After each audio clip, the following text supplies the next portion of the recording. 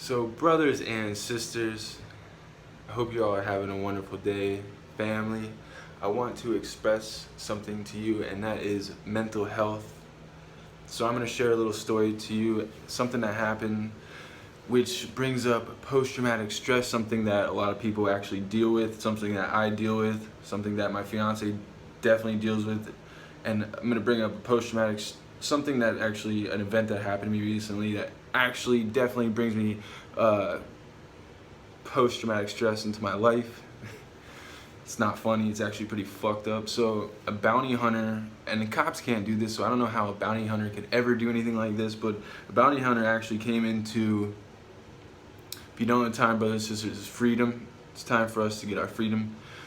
So a bounty hunter actually went into my neighbor's house, and no fingers being pointed back at me, no.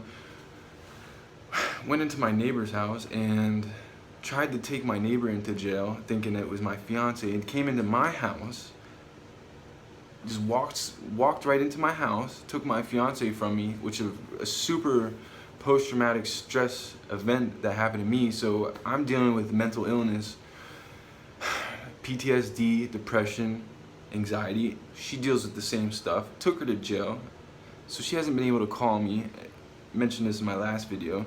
She hasn't been able to call me. She hasn't been able to write me, and she hasn't been able to it's jail. Shit's fucked up, dude. So she's dealing with all these things, and I'm dealing with my own shit.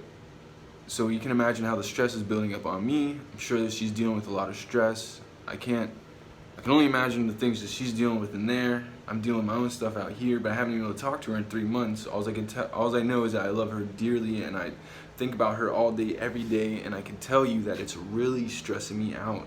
So I'm dealing with all these mental issues with myself, and I know that she's dealing with her own mental stuff. So these are things that we need to address. So jail, and I keep talking about jail. Jail does not help. All it does is, one, we're dealing with a profoundly sick society. Yes, I hope that you are aware of this, because I am completely aware of this. A profoundly sick society that jail is not helping, prisons are not helping, and we need things like rehabilitation, just like and when I say rehab, they think that jail is rehab. Fuck no. Jail is not helping people evolve. It's making people worse. We all know this.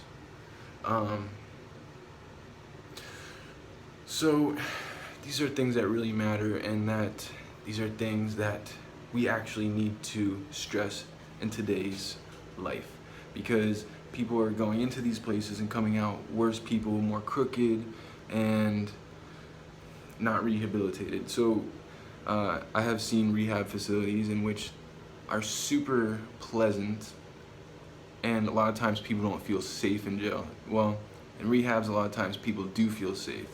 When I was in rehab, I felt very safe, I felt very happy, and it was a community, it was a very strong community, and we need to build community.